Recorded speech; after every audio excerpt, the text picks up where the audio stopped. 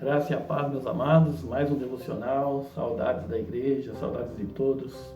Hoje eu queria falar rapidamente sobre o cego de Jericó, Bartimeu. Está lá em Marcos 10, 46. Eu não vou ler a passagem toda para o vídeo não ficar grande, tá, irmãos? Vou rapidamente explanar sobre a história.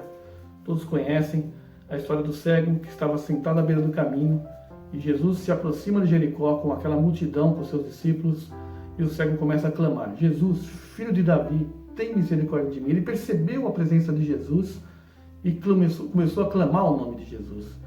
E a multidão manda o cego ficar quieto, que está incomodando o mestre. E Jesus, ouvindo aquilo, pede para trazerem o cego até ele.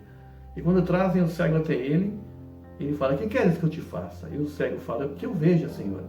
Então ele coloca a mão no olho do cego e o cego é curado. E o cego passa a seguir Jesus pelo caminho. Uma palavra simples, uma palavra muito conhecida. Mas tem alguns tópicos dessa palavra que eu achei interessante, que eu queria discutir aqui, colocar aqui para vocês. Uma delas é a situação dele. Ele estava cego, ele estava sem dinheiro, ele estava talvez com fome, ele estava jogado à beira do caminho. Não sei se ele tinha família, não sei a história, a Bíblia não fala a história anterior dele, como ele ficou cego, se era de nascença ou não. Mas ele estava lá, no fundo do poço. E estava clamando o nome do Senhor, quando percebeu que o Senhor estava perto.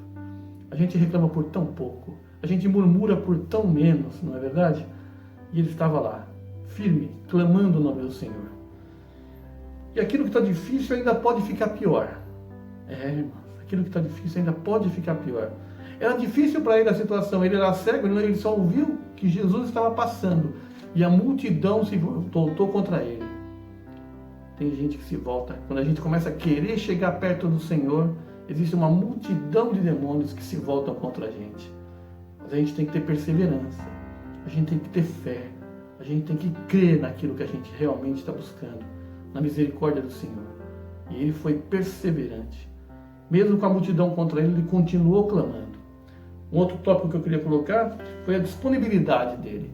Quando Jesus falou: tragam até a mim, que alguém na multidão disse para ele: o Senhor quer vê-lo, ele prontamente se levantou e foi até o Senhor. Ele devia ter um chapéu de moedas no chão, que ele poderia estar preocupado, a capa dele, alguns outros pertences, ele não se importou com nada. Ele se levantou, largou tudo, jogou a capa e foi até Jesus. Esse é um exemplo para a gente. A gente, depois que eu resolver isso, eu vou para Jesus. O ano que vem eu vou para Jesus.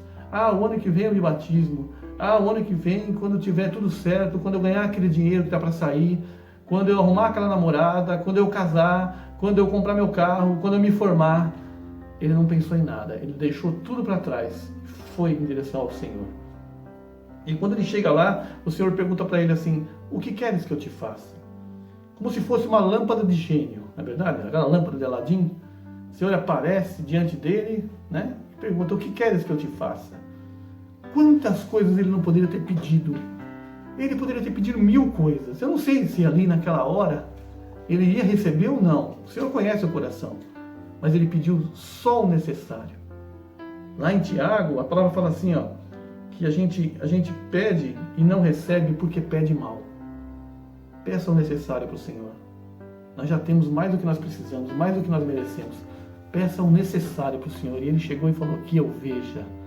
Que ele imediatamente viu, porque ele pediu certo. Ele pediu o que ele mais necessitava.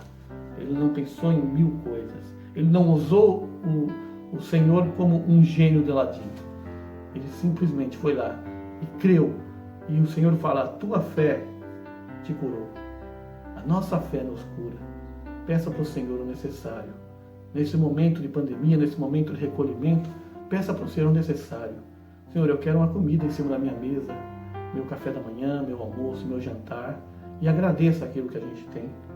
Porque a gente pede mal às vezes, porque a gente pede errado às vezes. A gente precisa se basear no cego para saber que ele não tinha nada, mas viu no Senhor a esperança de mudar de vida. E aquele encontro passou a mudar a vida dele. Dali para frente ele foi um divisor de águas ali. Que é impossível passar na frente de Jesus e não mudar de vida. Que tenhamos uma nova vida, que saibamos agradecer aquilo que nós temos, que aprendemos a pedir ao Senhor aquilo que realmente é necessário. Amém? Que você possa ficar com essa palavra hoje, que possa ser uma tarde abençoada, que você possa ter esse exemplo para seguir na vida. Amém? Em nome de Jesus, eu agradeço. Amém.